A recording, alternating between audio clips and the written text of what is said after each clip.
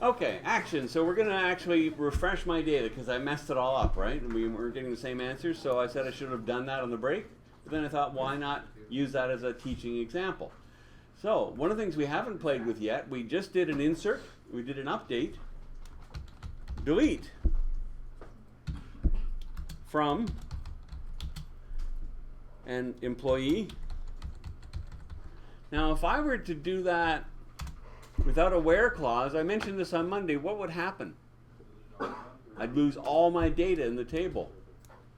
So just before I do, let me just actually make a select star from at the top here.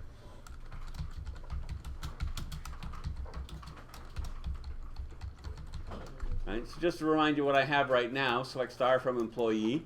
So I have 8 employees in here right now. Remember we added Melissa, employee number 9 a few minutes ago, right? Now, if I do delete from employee, remember it's always important to have that where. Usually you identify the one person you want to delete at a time, but in any case, if I do this without a where clause, 8 rows affected, do my select again, and bada bing, I've emptied my table.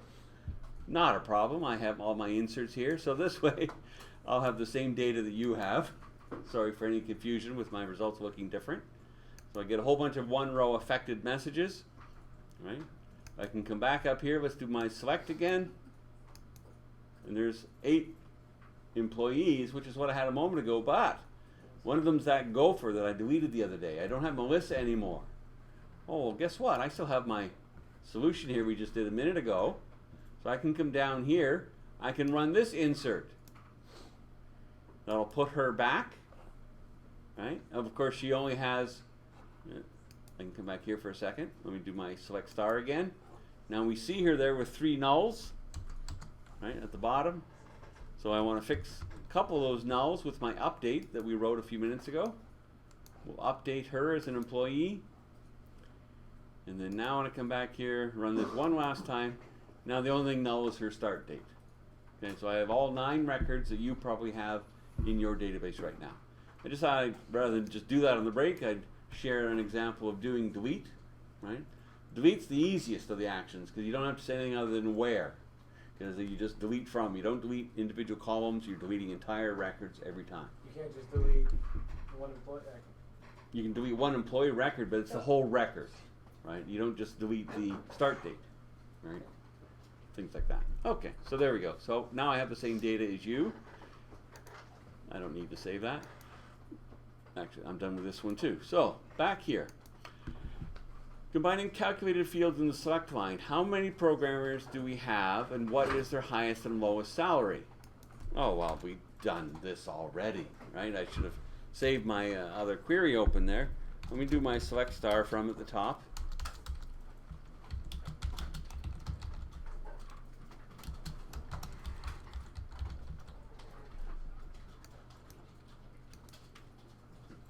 Right, so there's my 9 records I have now, and you probably have the same. Okay, how many programmers do we have and what is their highest and lowest salary? Well,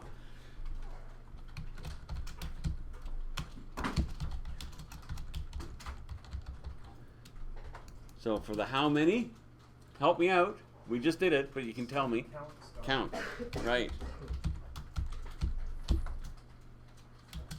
As, this time I'll be good and use as. Yeah, typo. I do have a typo there, thank you. Count star as number of employees.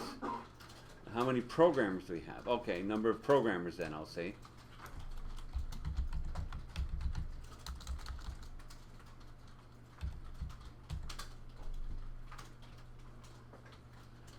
And what is their highest and lowest salary?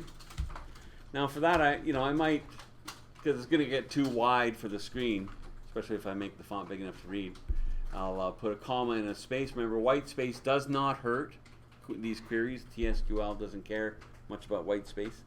And then so to find the highest, well, we know that, max, right, EMP salary, we've done this as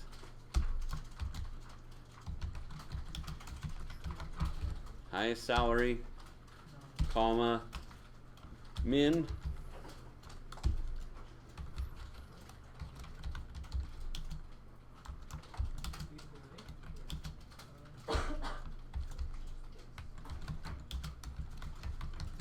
as lowest salary.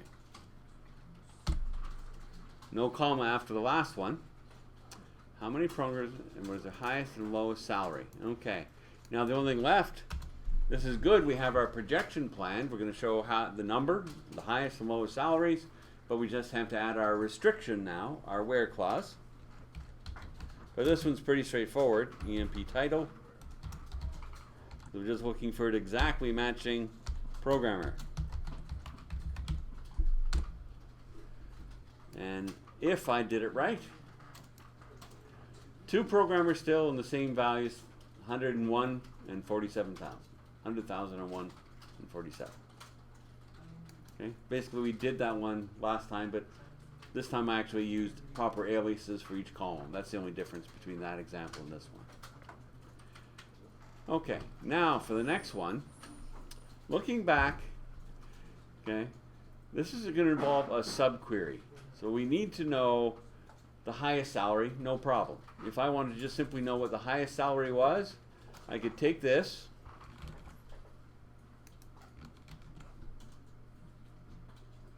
and, well, we don't need a where clause because we can do it over everybody. I'm going to take everything else out but this one projection, right? That will give me the highest salary of all the employees. That's fair enough. Now, we're going to go on to a different question. And somebody asked us earlier, who earns the highest salary? How do we find that out? Well, let me go to my review PowerPoint, because we have one last topic mentioned in here very succinctly, and I'll even stand up to talk about it. Sometimes you got to get in your pulpit, right? Okay. Subqueries. We can often use the return value of one query to help us answer a different question. Everything query basically meaning question, right? So there are really two situations. We might then use the result of one query in the where clause in a comparison or something to help figure out what the restriction on a different query would be. If a query returns a single piece of information, sometimes we call that a scalar, right? It returns one thing. Then we can just use it in a simple comparison. The only trick to make this work is you throw brackets around the query. To work out the answer to questions like this, what I usually do is write the subquery first, make sure it's returning the right information, and then go on and see how you can use that to answer the actual question you're given, right? So we'll talk about the last case in a minute, but let's just deal with that first one then, right? So our question is, over here, okay, who earns the highest salary? So I know this is how I find the highest salary. So basically I've written this is what I'm going to use as my subquery, right? How we'll use that in the bigger question, I'll throw in here, we'll select from employee. And what we're going to say, we just want to show who, right? Just to save time, I won't bother concatenating the name together. I'll just say EMP first. Right? I probably would if it was a real, but I'm in a hurry. So that'll show me who from employee. And the question really is where EMP salary equals, and picture in brackets that this is going to be something that returns the highest salary, right? Greater than.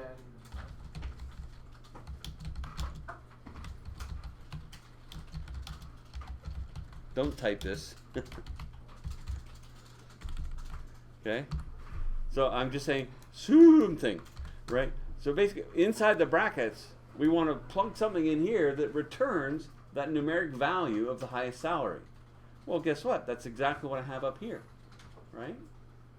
So I can copy this query, come down here, paste it in. The only snagglepuss in this is subqueries, you should never use aliases, right? So I should take the alias out. Don't worry, it'll tell you if you do it with the alias and there's a problem, it'll tell you there's a problem. So here's how it looks. So this is the subquery, right? It will return the highest salary of everybody. But to find out who has that salary, I'm going to do this query, saying, give me the first and last name from employee, where the individual person's salary matches the value returned by this subquery.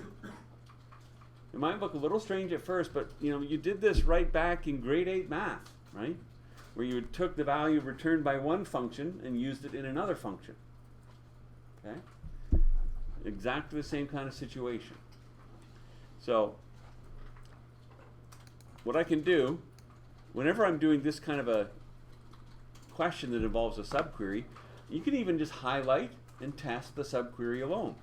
Right? So just with that text highlighted, I can execute just the subquery. Now I won't get a column name because I don't have an alias, but I see the numeric value. That gives me confidence. Yep, it looks like my subquery is giving me the dollar figure I'm after. So my question is, who makes that salary? Whose salary matches or equals that? So let's run the whole thing, and we find out it's me. Only kidding. These are all cleverly hidden aliases for faculty members. These aren't the names have been changed to protect the guilty, right? Okay. Oh no, just joking around.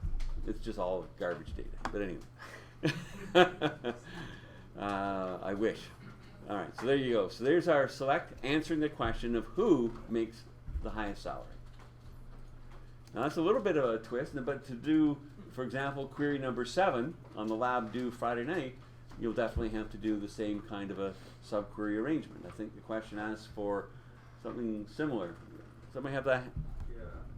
What does it do for us? Can you read it out loud for me? It's this name, genre, and fee of the game that has the highest rating. Sorry. Read it or ignore it. Cortana, go away.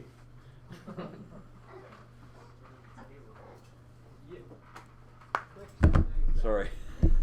Reading my text messages out loud in class. Name, genre, and fee for the game that has the highest rating. Okay. So there's specific information about the game that has the highest rating. So you'll have to do a subquery that returns what the highest rating is. Okay? And then you can find information about the game whose rating matches what your subquery returns. Okay? So that's your first introduction to a subquery, but once you get around the fact that, just think of this as being like f at x, right? F at x returns a value, and you're just using whatever that value is in this comparison here. The salary equals that value. As long as it returns one piece of information, you can use a query just like a little math function, right? Okay. Well, in my PowerPoint, notice I say that if it returns multiple values, right, then you can feel free to use the in operator, right? So, if we had select employee number from employee where the last name is like this, right, and we wanted some other related information, we could use where the employee number is in, basically the list of employee numbers returned by this subquery itself. Okay? So either equals or some, sort of scalar comparison, equals, greater than, equal, right? Or if you have multiple values being returned by the subquery, you can use something like in or not in, okay, and see if it's in the list. Now, if there's multiple columns and multiple rows returned by the query, then usually it just uses the first one. Or you can get really fancy and tell it which one to use, but we won't get into that in this course at all. Okay, so that's subqueries. The last thing is suppressing repeated values. Select EMP title from employee. Oop. When I do that, I get a list of all the titles of all the employees, okay? But I get one row of output for every record in the table. There's no where clause. So there's a lot of repetition here because some people, more than one person has the same job title, right? We see, well, we know there's 2 programmers, we have a couple technicians now, a couple managers, and so on. So what if we want to suppress those repeated values? We just want to see a list of all the job titles in use without seeing any duplicates show up. Well, it's really quite simple. And I know that people who are on the room know the answer. Well, I'll just do the same query. And there's one extra magical little keyword I put here right after select. Go ahead, tell me what it is. Set. No. It's always set. No, it's not always set. The rules are not always set. Not in my class. Where? Okay. Distinct. Distinct, exactly right. Select distinct employee title from employee. And then now, I don't see any repeated values. There are 6 distinct employee titles in use at